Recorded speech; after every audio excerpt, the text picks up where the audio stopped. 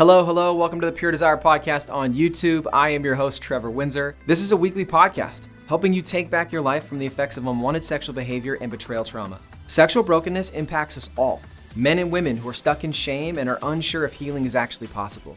Church leaders who want to help but don't know where to start. Parents who don't know how to help their kids develop sexual integrity. Wherever you're at, this podcast is for you. Through sharing stories of healing, interviewing addiction and betrayal experts, and normalizing the conversation on sexuality, we offer a clear plan for recovery and healing from the effects of unwanted sexual behavior and betrayal trauma. You have what it takes to break free, heal your relationships, and take back your life. Make sure to like, share, and subscribe to the channel. It helps us so much and really just pushes our message forward. All right, with that, let's get to this week's episode.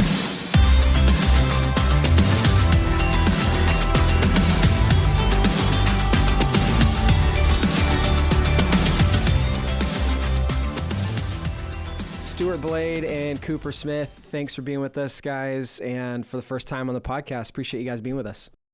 Yeah, absolutely. Thank you. Good to be here. Okay, so you guys are pastors at Eastview Christian Church. And where is Eastview Christian Church for our listeners?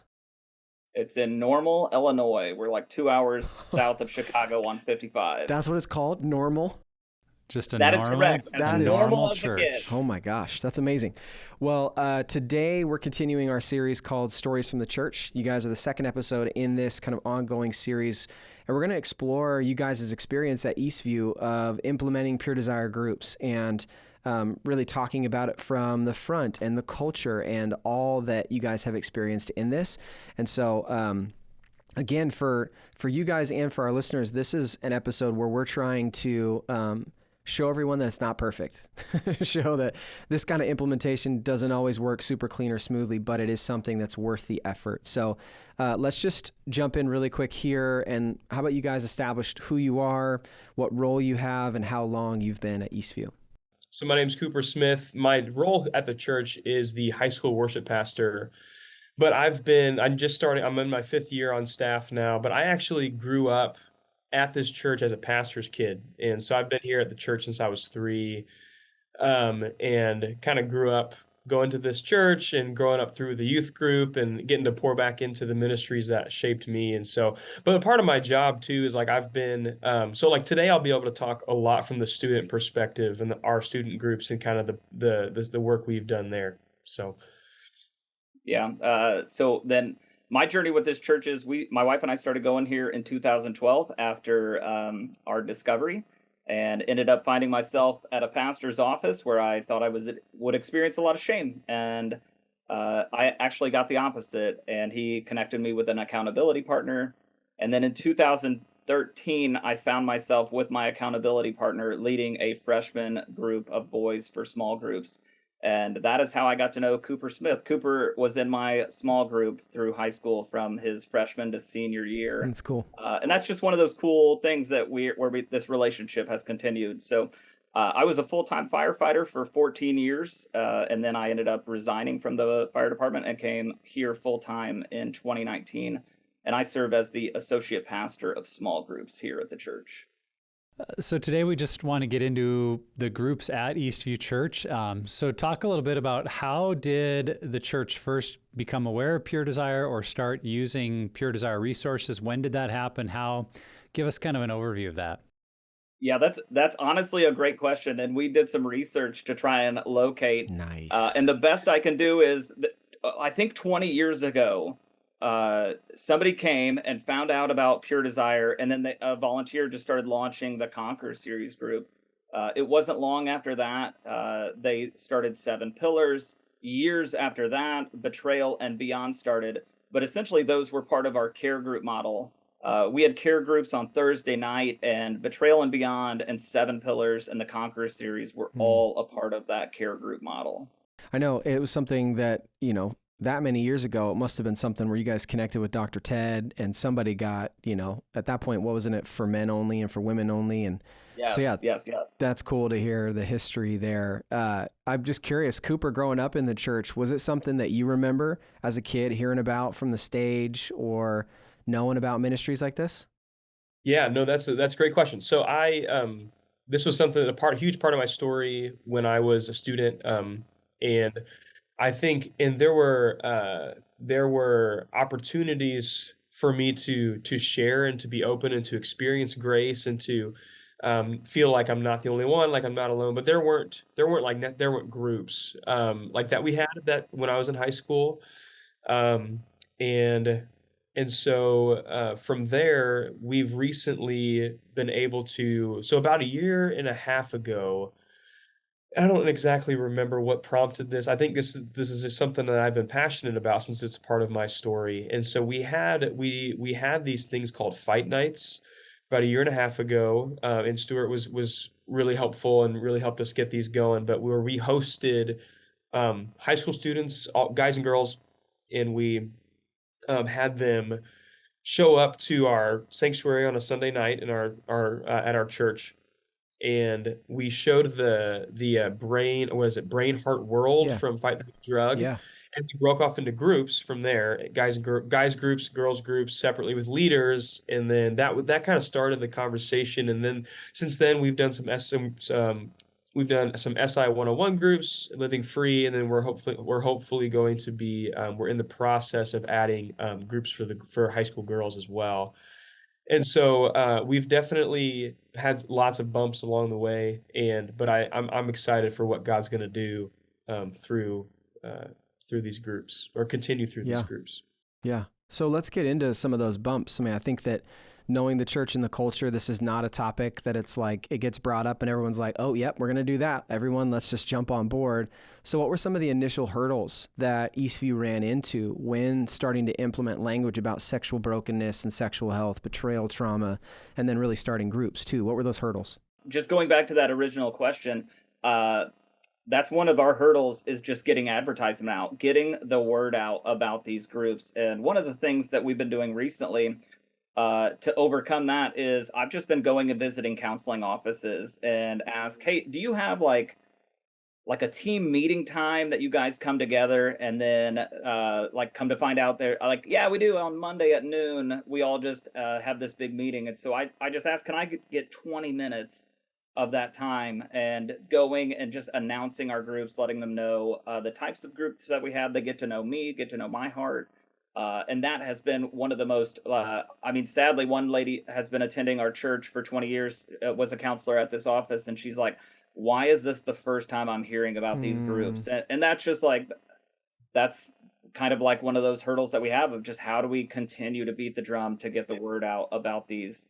The other thing that we've had a lot of success with, and I don't know if these are going to show, but like we got these business cards printed up, and so it's one for every group.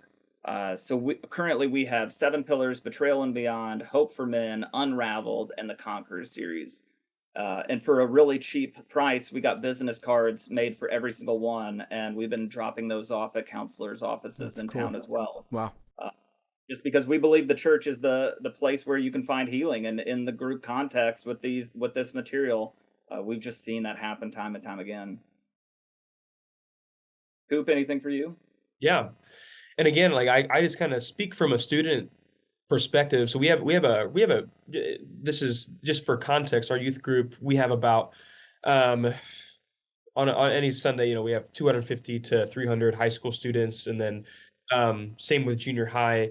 But still, it's a tough, it's a tough thing to get these groups off the ground for several reasons. But one of them is just like, again, this is just a conversation that is a little bit more taboo in the church. Obviously, I mean, I don't even know if that needs to be said, but with it just takes awareness, and but I think for me, a big struggle that's been for me is that, like, this is not, and I think a lot of pastors may relate to this, but this is not in my job description to help like run with these groups.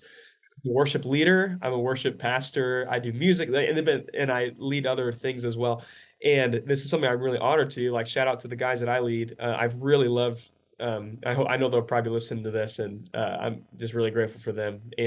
But yeah, and I would say that for me, something that's been hard is just finding the capacity to pour into these groups and recruiting leaders and all of that, like I would like to be able to. Now, however, I will say we like just now recently, my plate is just growing, and so we are bringing on a ministry partner who's really passionate about this as well, and he's going to be doing a lot of the grunt work, which is really cool and really awesome that we have that ability. And so we're still trying to, it's like we've run into problems, we're trying to find solutions to combat those problems. So Yeah, and that leader was somebody who's been through Pillars, and as he went through Pillars, high school ministry was his passion.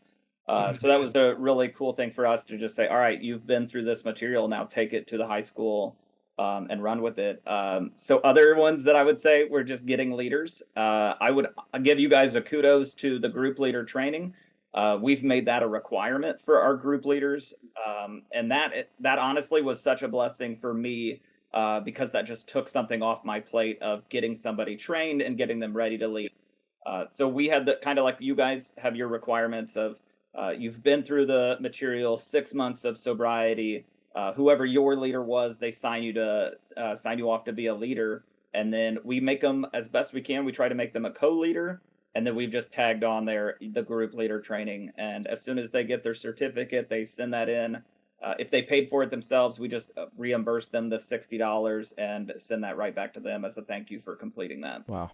Yeah, that's an awesome way to support your leaders. And what I appreciate about your guys' story, knowing a little bit of it myself, is that there have been a history of groups for a long time at Eastview Church. But even like as you guys said in one of your first answers, you weren't a part of that. You were not in the church or kids at the time, but someone had a vision. Someone started a culture within the church of having groups.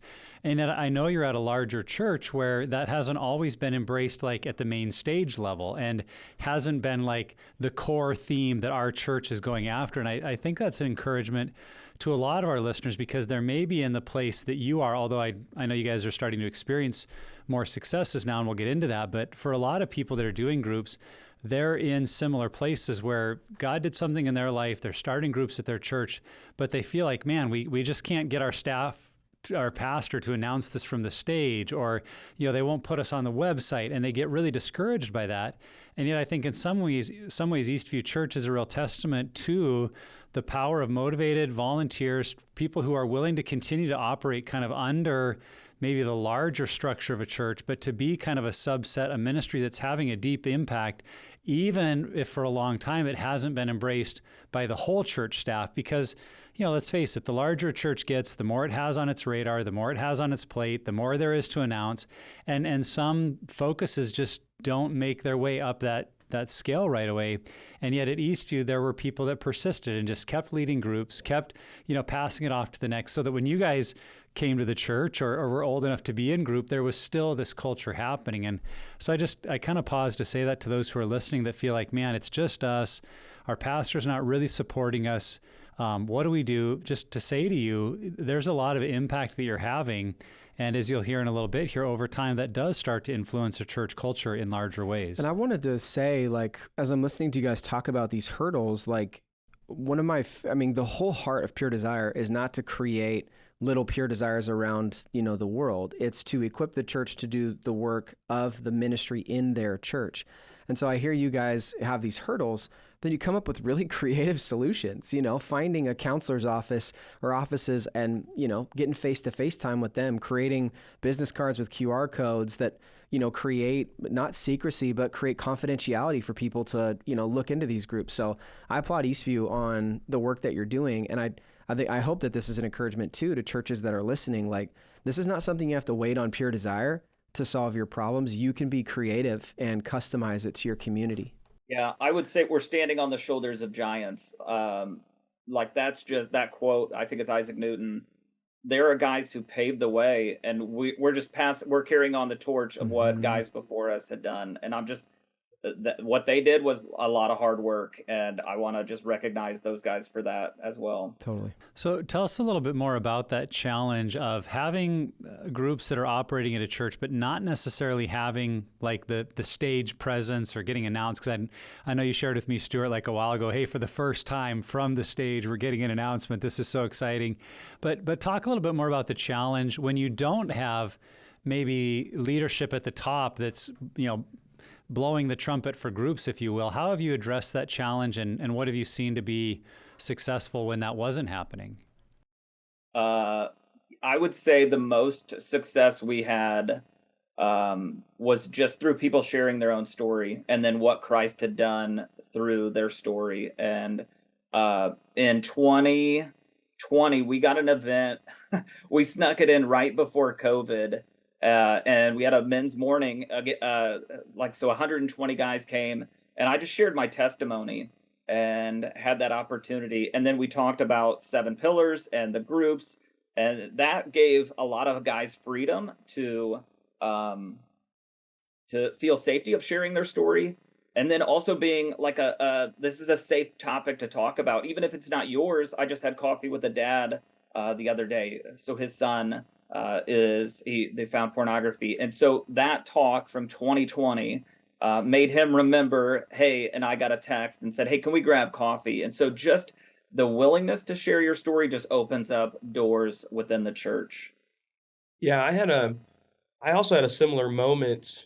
It's a year and a half ago, potentially. I'm leading worship, and I, it's when you're in the back of the room and you're listening to, you're listening to the sermon and you're feeling this conviction, your heart starts pounding. You're like, no, Lord, like I'm not sharing that. And then you're like, no, yeah, you are. So I go up, I share about my own struggle about being addicted to pornography when I was younger, and I think that has been. I just wouldn't underestimate. I can't underestimate the impact that had, because like I've had conversations and originate from that. I've had people that probably still remember me saying that, because that's such a big thing. I think people will remember that, and that's been just kind of an example from where I've been at as well, sharing your story. I think so many churches feel like they have to have, and Nick and I have been pastors, and there's this pressure that, I have to it has to be a sermon series and it has to be so well thought out and the graphics have to be perfect and we have to do all this research. It's like, well, we don't really have time to do all that. So let's just, not talk about it. But what you guys are saying is it's just sharing your story. Just getting someone who has a little bit of traction, who, is pursuing resources that are helping, and they're just opening up and sharing. And that is something I think any church can do. You can have someone get on stage and share for 90 seconds, and that 90 seconds can open a door for so many people to step into their own journey. Yeah. Yeah. Well, and what I've seen in so many people's stories, I mean, yeah, if your church is wholly embracing groups and they're announcing them from stage and it's prevalent on the website, that's wonderful. Great. Yeah. But even in those cases, what I would remind listeners is that typically for someone to take that step to actually admit, I need a group, I'd like to talk to someone, I'm looking for help, it almost always involves someone else encourage them, hey, I did this group, or this worked in my life. Because in this area where there are so many unknowns, there's so much fear associated with, like you said, Stuart, I'm going to go talk to someone and I'm just going to get shamed or blacklisted for my problems. And even if I'm hearing, oh, there's these groups, it often takes that personal touch of someone saying, I've been where you are, I took that step, it's made a difference for me. And so even if you're not getting the stage announcements, you have that ability. It doesn't have to be all or none. You can really impact people by saying, could I share what happened in my story, what happened for my wife and I? And very often that will be the conversation, not the slick promotion or the video. Those things can help, but it will often be the personal connection that is what gets someone into group, or that ends up having them call our office looking for counseling, and we'll ask, why did you call on the counseling intake? And it's like, someone I know, a friend, a family member told me about what they experienced, and so I'm going to try it out. So yeah, that sharing of your story is very, very powerful. I would just add some of the hurdles that we've also had, which others, just to say, we're right there with you. We launched Unraveled, and then we launched Hope for Men. Unraveled was 2 years ago, and then Hope for Men was in the past year. And we really grappled with that because 7 Pillars was more established. Betrayal Beyond was more established. We had people who had been through the material. Unraveled was, we collected enough stories and then just said, okay, can we form a group? And we're just going to walk you through that group. And so just keeping in contact with the leader when they had questions, especially faster scale, double bind, just being available to answer those questions. And then Hope for Men, same thing. It was me just going through with the leader of the group, and we just started chapter by chapter. We started with Hope for Men, and we got to about chapter 12, and then had a recommendation, just use the new Betrayal and Beyond material. And we ended up, the guys are doing that, and they're loving it, and they're writing feedback to send to you guys for the creation of a workbook for men when it comes to Betrayal and Beyond. So those are two hurdles, and just amazing to see God work through that. Yeah. It's cool. It's cool to hear, because I feel like you guys aren't sitting on your hands. Like, you're just trying it, you're getting in there, and it's not going to be, because I know there's a pressure there in ministry for things to be like clean and crisp and go smoothly. And like, anybody who's been in ministry knows that's not how it goes. Like, it's messy and it's complicated. And so good for you guys doing that. That is definitely amazing. The like other side, like, what has been some of the biggest successes that you guys have seen from this being a part of Eastview's culture and DNA? I think, as we're continuing to get our student groups kind of off the ground, I think, I remember back at the fight nights, I heard from a female staffer that said that they had girls share stuff in the groups that they've never shared before. And I think that's a really cool thing, obviously. And then also, I think that this provides these groups the curriculum, because like we're going through Living Free with some of our upperclassmen guys, and I feel like that place of grace and that space is just, when you're young, when you're like in high school, before you get married, before you're in a relationship, before you're engaged, like kind of even taking those, like doing that before you're in a marriage setting, I think is really helpful. And also just provides, like, it would have been helpful for me to have that place when I was in high school. And it was really helpful I think it's just good for these guys to be able to process these really hard things with people who are in the same boat, who understand. And I think for churches to not feel the pressure, it's like I feel like sobriety does not necessarily, if there's no sobriety right away, it doesn't mean that there's failure. It means that sometimes it just takes some time. I was on a Zoom call with some other people, and they said that. I was like, oh, that's really helpful, because I'm really, really proud of the guys that have been through our groups because of the work that they've put in. And it's just cool to see. It's just good. It's just cool for them, good for them to have that space. Yeah. So let's see, successes. We have some tremendous support from two CSATs who attend our church, and from 2020, they really poured into me specifically by telling me about something called PSAP. And I had no clue about PSAP, but ended up going and getting PSAP certified in the middle of COVID. So started that in person in 2020. And then since 2020, we had that care group model where we had a 7 pillars group and a Betrayal and Beyond group. And I think Cooper and I just counted yesterday, we're at 15 Pure Desire groups, and that's Conquer Series, Living Free. Well, I don't need to list them. You guys know the groups that we're running. Groups, yeah. We went from 2 to 15 in about 3 years, and that shows that we're having success. The business cards are working. People who don't even go to our church are coming, and they're finding healing. And then our biggest push is now take this back to your church. Who do I need to have a conversation with at your church to help you start those groups there? We do group leader training. So the second Sunday of the month, we're meeting with our leaders, and then the CSATs attend that as well to pour into our group leaders.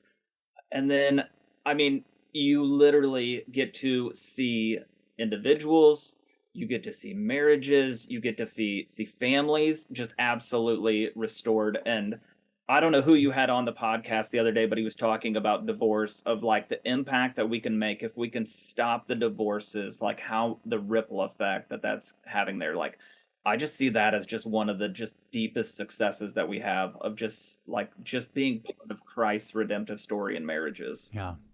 Yeah, I think it's incredible what happens with that multiplying effect. And we often think in this area, it's kind of a small group, or it's maybe even one-on-one that healing happens. And it's like, well, how many people can we really impact? I'm just meeting with this one other guy. And I remember in the 7 Pillars of Freedom, in an older version, it used to ask in one of the last lessons, like, how many men are you trusting God for to impact with your story? And it was like over the next year and 3 years and 5 years.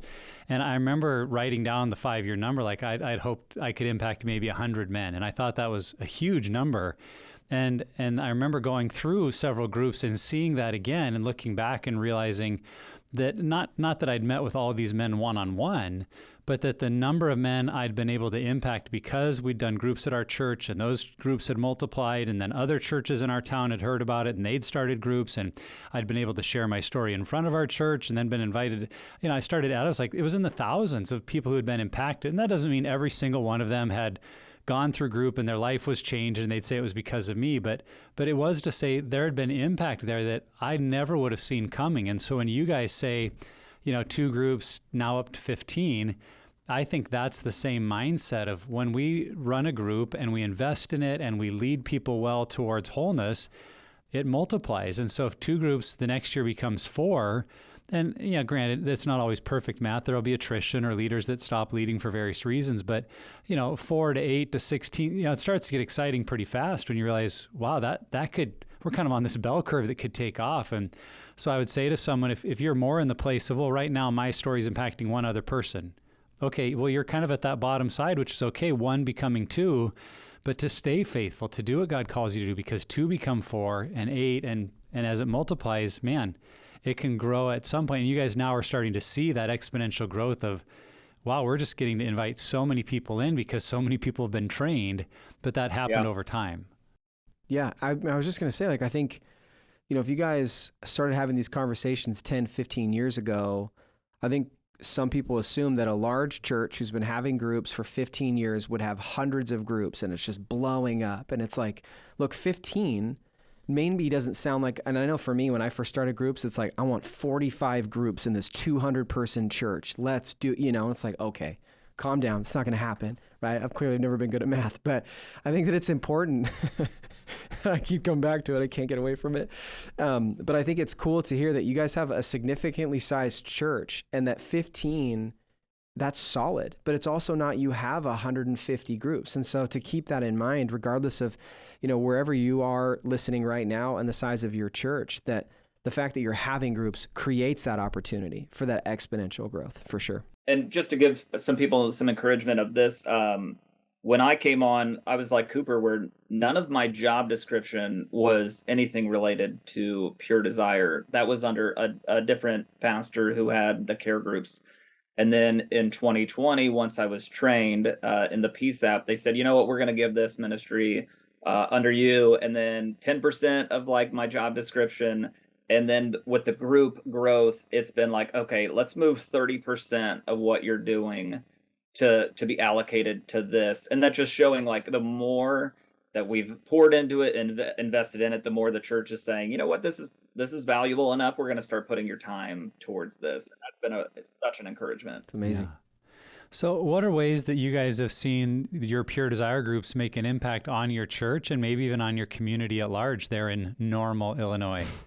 That's just not going to get old for you, is it? Hey, No. We live near Boring, so we my Oh, wife. that's great. My wife teaches at a boarding school. You guys go to a normal church. It's all good. Yeah. I think we've kind of been hitting on it. So on my wall over there, I have the number, which again is not, but John Begman said 1 equals 2,621,440. And that idea is that if I lead a group for 1 year, and one guy out of that 5 guys who are in the group, if he becomes a leader and for the next 19 years, he leads one, and then that just trickles down, that's the impact. And so for me, 10 months is a long time to lead a group. This is slow. It's fun. It's sad. It's just heartbreaking at times. And when you walk with somebody's story, to do that for 10 months I come back into my office after group and I just look at that number, and that's the impact that I say, you know what, today was just 2 hours of my time, but come down the road 20 years from now, if we continue and stay faithful, that's the impact that we're going to have. And that number is way outside, outgrows our community, our town. So that's just what we're going after. That number there is my motivation to just keep going, to have the impact on our community. Yeah, and I think our goal is to in our student area is just to create this to be a part of our culture. Like our culture is, where they shouldn't be surprised. Like in a couple of weeks, we have a couple of our leaders for our high school groups. They're going to get interviewed on stage during service, and the goal is just like that they wouldn't be surprised to hear, that's a normal conversation. I think that we're getting there, and just that groups continue to grow, that people know that there are groups available, even if they're not necessarily in one or necessarily need to be in one. But just, I think for us, the goal, and I think we're getting there, but we still, obviously we still have work to do, just to get that to be a part of our constant conversation, that students walk in, that they're aware of this to an extent if they're around a decent amount. So, yeah. What I'm most encouraged about Cooper is that for him, like where we're at in the adult world, we're typically reactive. And with high school, like there's a lot that's taking place where we're actually being proactive in ministry. And maybe at that point, we're preventing what we see within our pillars and Betrayal and Beyond, those type of groups. Our goal, one of the things that we're really excited about, we're already in talk with Rodney and Tracy about coming out, and even our, so Cooper's with student ministry, then there's our kids, and we're looking at having them coming out and just doing a night for parents on how to talk with your kids about sex. So even that is something where we'll just get the word out to our community and let everyone know, hey, this is the place. We're having the conversation. Come be part of the conversation. Yeah. And that's Rodney and Tracy Wright, and they did write that book. We'll put that in the show notes, but they do travel around to churches and give a parent training. So if your church is interested, you can reach out to us. Absolutely. One of the things you guys talked about with the initial hurdles, and it sounds like it still may be an ongoing challenge, which is very normal for churches, is recruiting and training group leaders. So how have you done that? What are the ways that maybe some of the issues you've seen with it, but what are the solutions you guys have come up with to make sure we still have group leaders at Eastview? The group leader training, we have your church membership, and we have that for 5 people is what we are currently at. And that has honestly, not only do we have it for our 5, but then we have more leaders than that. I think I'm at 20 leaders at this point. And just for them to go through the group leader training, that is hands down, that's the number one. I learned a lot from just going through that myself. I didn't have that. And then I went through the group leader training, and I remember going back to my groups literally the next week and say, things are changing this week. I've been doing it wrong in certain areas, and these are the changes that we're going to start making. And that was so humbling for me, because one of the guys was like, well, let's start over. I'm like, okay, but let's not get that drastic. But no, we're doing it this way. We're gonna do it like, as you guys say, you pay the dumb tax. Like, learn from the people who have paid the dumb tax. Yeah, I think it was for me from the Dave Ferguson, who pastors a church in Chicago, and he always uses the 4 initials I, C, and U. And that idea of saying to someone, I see something in you, I see in you. Because I think when we're leading a group, or we're maybe helping oversee a number of groups, it's very common that people that are in their story, are focused on their journey, especially early on, as they should be, are not thinking about, oh, I could lead this group someday. In fact, most of us, even my story, it's like, I just wanted to fix it. I wanted to get it out of my life and my marriage so that my wife would be happy and our marriage would be better. But I was not dreaming about leading groups and telling my church. It's like, I wanted to move on and be better and forget it. But it really took other people in my story saying, Nick, you could make an impact with your story on other people. This could be a game changer for people in your church. If you told your story, who else could you help? And it started to get these wheels turning of looking outside of my own story and looking at other people to go, okay, let's think about that. What would that look like? How would that work? And I mean, obviously I was a pastor, and so my story is a little different than someone who's not, but I think that same principle so applies when we're looking for group leaders. And what I feel like I've heard from you, Stuart, of doing is just identifying those people in group, and then not just hoping that maybe they'll one day offer to volunteer, but actually coming alongside of them and saying, hey, I see something in you. I see that you have a passion for this. It seems like God's really at work in your heart. I think you could help lead a group, or you could take one. You have the maturity and the ability, and that might be, it may seem obvious to you, but I will tell you, they're probably not thinking about it. Now, there is the occasional person that is, they're feeling led, they're feeling inspired. And sometimes in those cases, we actually have to pull that person back because sometimes they're too eager to lead and not focused enough on their own story. But in general, I think it does take us coming alongside someone and saying, you can do this. Have you thought about it? Have you prayed about it? And that may be what gets the ball rolling for them to become the next group leader. And because if no one ever says anything, they're going to get better, move on with their life, and be glad that they didn't have to, tell too many people about their story. But if you can come alongside and tell them that, I think they'll begin to have a vision for it. And it's clear that Eastview you guys are focused on equipping people and giving them the opportunity to step into it. And I think that goes a long way at any church, any size, that if you're willing to put time, energy, and resource behind creating opportunity for people and then equipping them to step into those, I think is significant. Yeah, and you guys are reminding me, there's one of the groups that I lead, a guy showed leadership qualities literally from day one. And just to text him after group and say, hey, I see this in you, that has been so affirming. Like whenever we lead a group and somebody asks a great question or points something out, like there's just like, hey, that's great quality for leadership. The other thing is there are times where we can be on vacation, and so I'll still say, hey guys, still meet, just do check-ins. And just for that one guy to say, hey, I want to put you in charge of this week, and you're going to be the one that's guiding the group in check-ins. And just to see them shine in that moment, that's a really cool opportunity. And then the co-leader is one that's a double bind right there, because we have people at this point, they're signed up, they're waiting for the next group to launch. And we've kind of said, you know what, before we're sending somebody off on their own to do this, we want you to experience, be a co-leader first.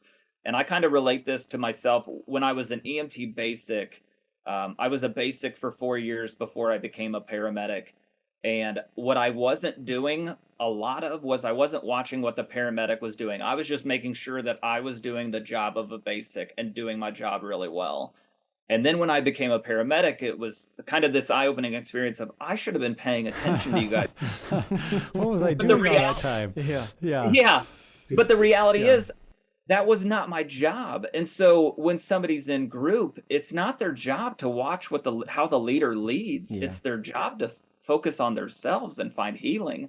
And so by doing the co-leading, that's where we enter that stage of just, hey, like, I'm going to lead, watch. Yep. And then I'm going to give you opportunity to lead. And then you do like as you've been taught. And then we process through that. We talk about it. But it's slow, but it's been so intentional that it's been really great. Yeah. Yeah. So talk a little bit about how you guys see church oversight working. And I know that you've got 2 layers here, which is great. How would you recommend that pastors who are over you, how are you led by other pastors above you on staff, but also you guys are both on staff. So what role do you take as pastoral leaders in overseeing the groups beneath you? So just talk a little bit about pastoral oversight and how does it work both for the leaders above you and then the leadership that you're providing as a pastor? Yeah, I would say the biggest thing, so my boss, the high school pastor who preaches on Sundays, this is something that he doesn't know. This is just not a part of his story.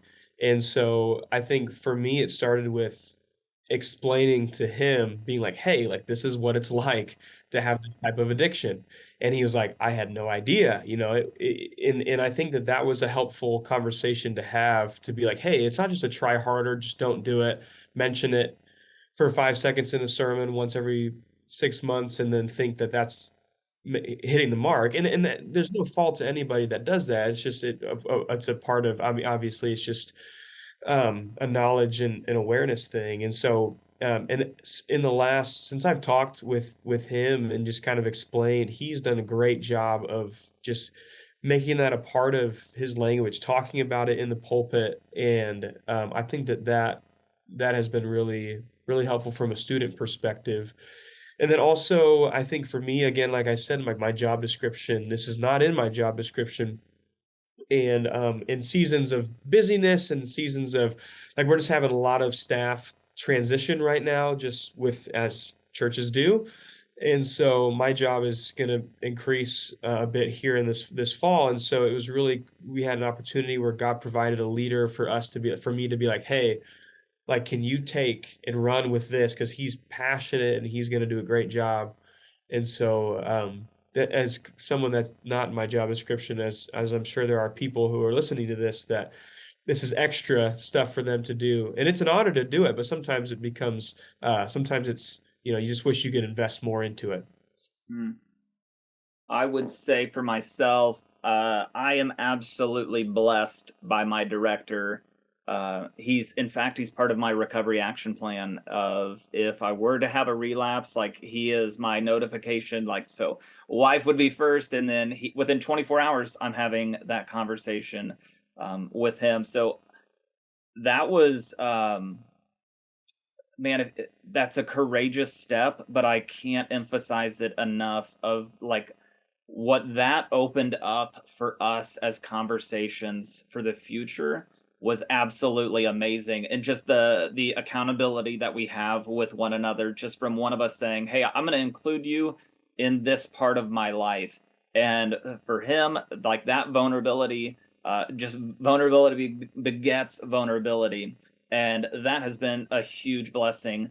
When it goes down, I really just want to emphasize to my leaders, don't, like, if you have a relapse, like, I kind of, what's his name, Dobbs shoots, Porn Free Radio, he's like, good, now what did you learn? And so let's do that, and let's do the analysis tool, and let's go through this. But if we want to really move away from shame, then we have to create that safe place for our leaders, and not just be like, well, you can't do this, and if you do, you're out of leadership. No, like, what does that look like for them to have accountability, just as I want to have accountability. One of the, when I went and presented our groups, that was one of the questions for the counselors, like, okay, well, if you're saying this for other people, what's your own accountability look like? And just for me to just rattle out, like, here's my recovery action plan.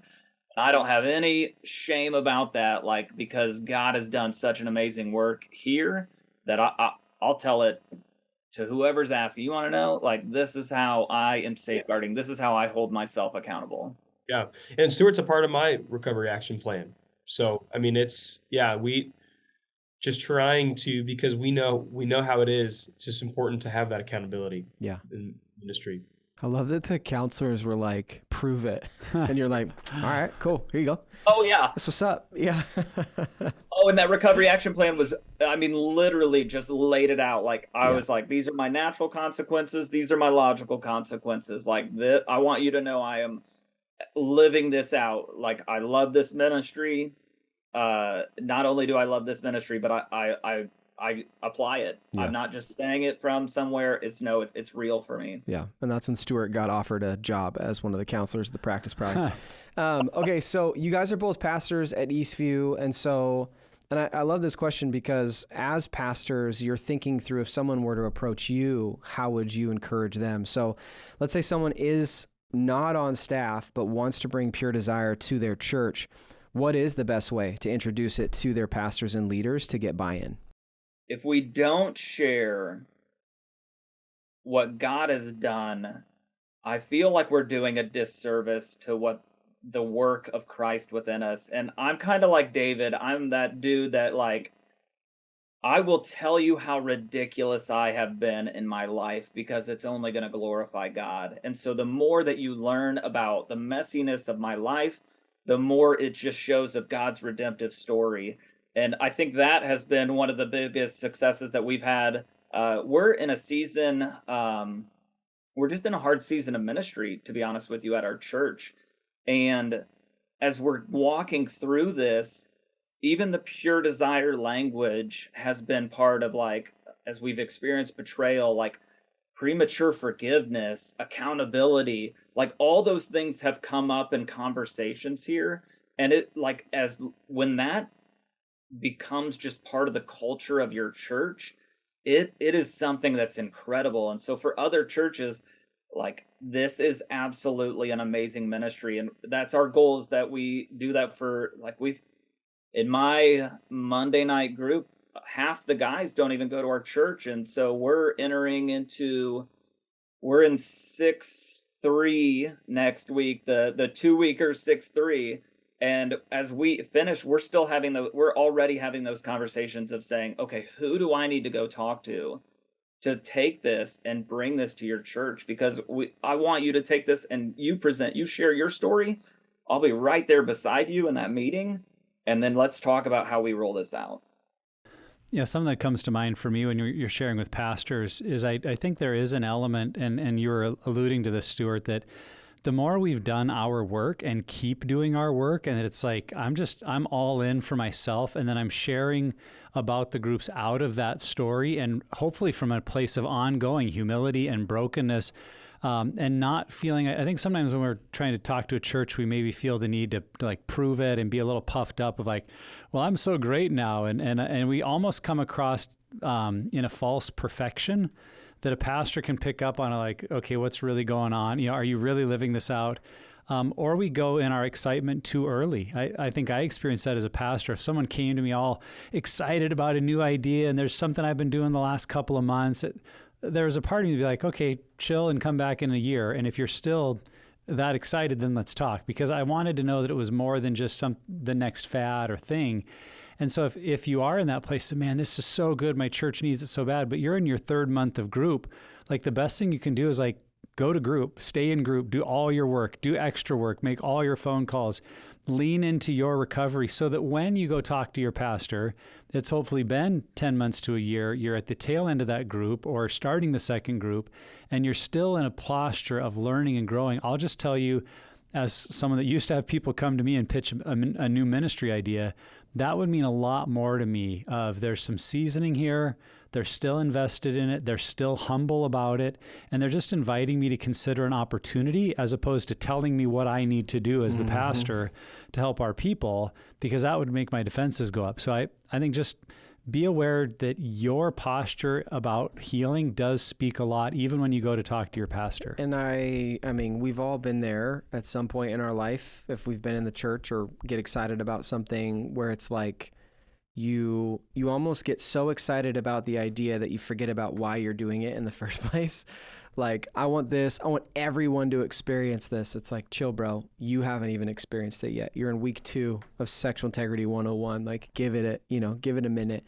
But I love that reminder, Nick, that it is really important to, like, in a lot of ways, and we've talked about this a lot on the podcast, that you can't argue someone's story.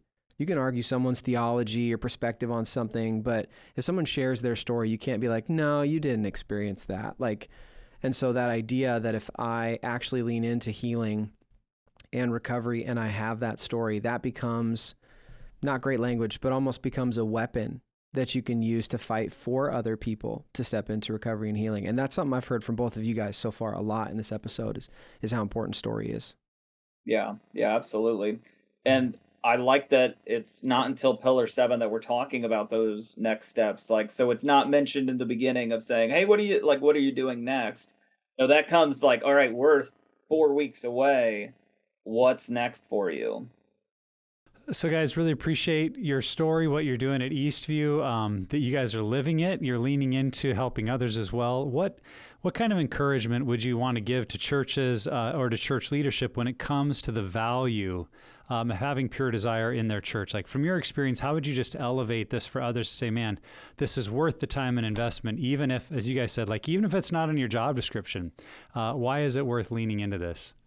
Yeah, I think again I speak from a student ministries perspective, but like you look at our culture, and I don't think this is not a surprise to anybody. This is not new info, obviously, but we're just the culture. I don't know if it's ever been more sexualized here in America. And from a student side, you have 11 through 18-year-olds, 17-year-olds growing up in this, and as a church, how can we provide a place for students to process through those deep addictive struggles that they're having? And when you think about it, like for students, this is the future of the church. Like this is our in 20 years, our senior pastor, 25 years, senior pastor of Eastview is probably in high school. They're in school right now today, and how can we set the church up for healing by starting it now and starting groups? And so that's a really that's exciting. It's exciting to see what God is willing to do through that. So, yeah. Oh man. I have made many mistakes along the way. I even go back to thinking about leading Cooper's group in high school, and I was in year one, like just finished year one of my recovery journey. And at that point, man, I was an advice giver. I was doing things just the wrong way, but God still used it. And so in that one, it's just like God will, like, to think God can't make like just beauty out of our own, like just the way in which we do things. Like God still he still redeems.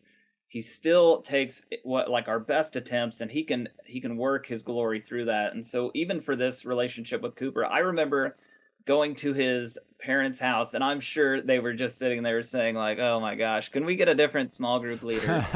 Who is this guy? No, sure isn't. But just if we continue to lean into what God is doing, that is my encouragement. Like just continue to share how God is currently and actively working. I don't sit there and say 10 years ago at Disclosure God was at work. Like, no, God's at work yesterday. He's at work today in my recovery journey. This is this is our day off, and my wife and I just like on Fridays, all of our kids are in school, which is a huge win. And just going out to coffee with one another, just celebrating even with my wife about the redemption and restoration within our marriage has been cool. Such an encouragement. And my life verse, so you guys have Team 58, so shout out to Team 58. I partake in Team 58. I'm like your single donator. I'm not a home run hitter, but my life verse is from Isaiah 42, and it says this. I'm just going to read it. It says, "I will give you as a covenant for the people, a light for the nations, to open the eyes that are blind, to bring out the prisoners from the dungeon, from the prisons, those who have sat in darkness." And that's what we get to do. Like, we get to bring the light into the darkness. And when I drew my road to recovery, it was just me in a pit in darkness. And I just didn't have the tools. I drew a bunch of ladders of how I had tried harder to get out of the pit, and that just was a failure. And yet here I am, like, because of the light that was given to me, I get to continuously pass this light on to other people. And that has been, it gives me hope. It gives me passion. It gives me a great joy to be a part of this work in the church. Man, I was just thinking about where you guys are at. I mean, I know you've mentioned a couple times that ministry's challenging right now. Obviously, the world being sexualized, coming out of COVID, all these things, those are just, the typical challenges. But you guys are faithful. Like, you guys clearly are passionate about this and are working really hard. And, I love what you're both doing, but Cooper, with you, man, just like pouring into the next generation and like having the forethought that someone that I'm in group with right now leading, this high schooler, might be our lead pastor in 20 years. Like that, I love that vision that you guys have. And so I hope you guys, from where we sit, you're crushing it. And I hope you guys can sense that and feel that from us, that you guys are doing an amazing job. And I mean, there's a reason why we wanted you guys on this episode, because you guys are doing hard work and you guys are seeing some success, and we wanted other people to see that and catch a vision that they can do it too. So we really appreciate you guys and the work that you're doing at Eastview. Yeah, thank you. Thank you.